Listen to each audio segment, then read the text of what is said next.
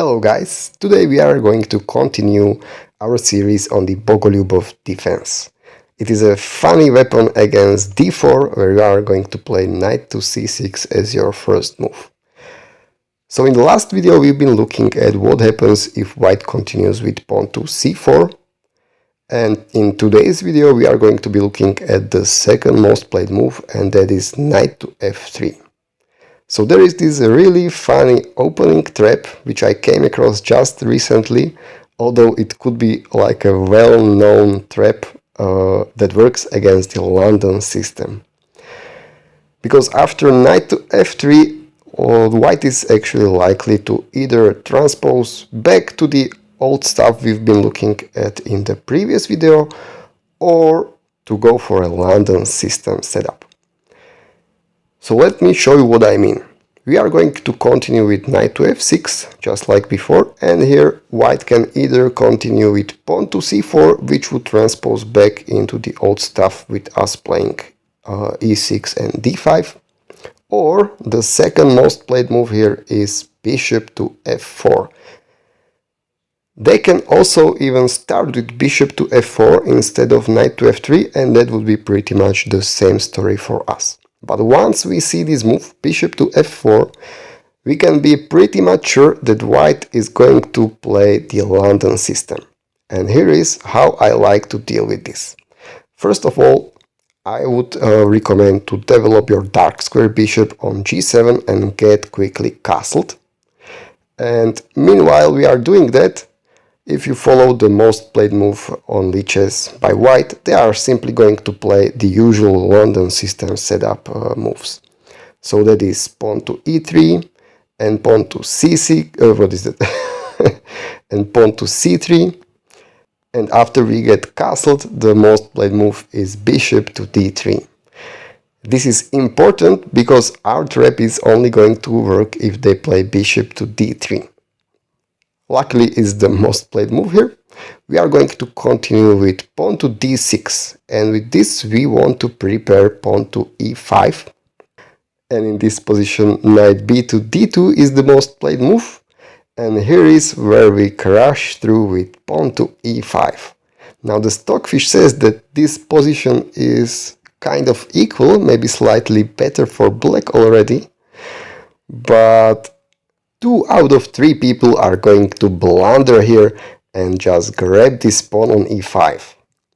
It's a blunder because after that we are able to recapture with our pawn and we unleash our queen on this unprotected light square bishop, and this bishop is still hanging, so white is going to be losing one of their pieces, and this position is actually like -8 for black, which is pretty cool considering we only played 8 moves so far in this opening.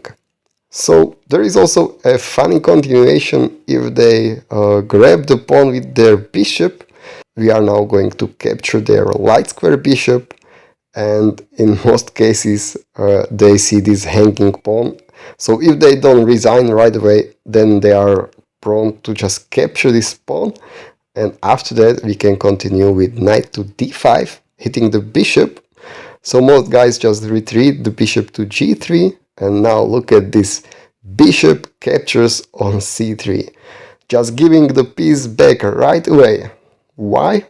Because if they grab it, now knight captures on d3, that's c3, I'm retarded. And what happens here is they have to give up their queen. You see, we are hitting the queen and the queen cannot move away, because if it moves away, then queen to e2 is a checkmate, and bye bye, curtains closed. Alright guys, I suppose this is all you need to know about this trap.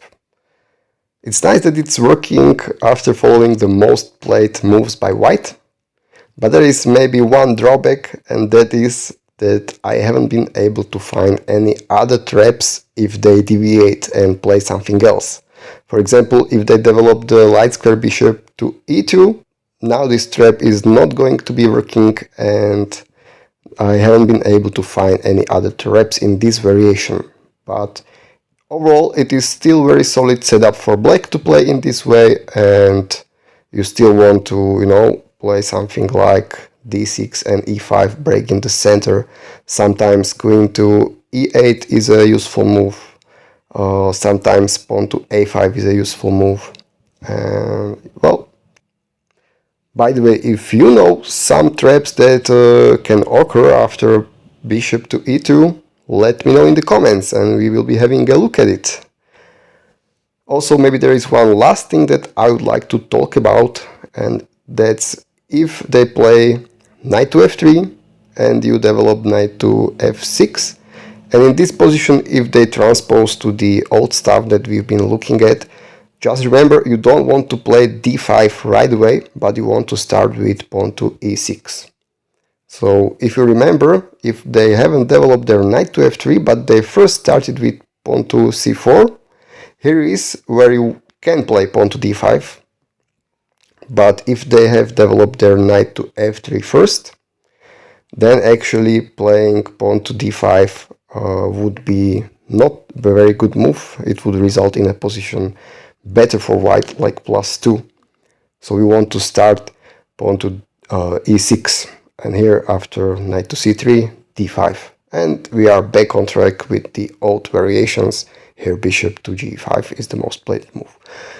Alright guys, I think this is pretty much it. I hope you learned something new. Have fun, take care, and bye.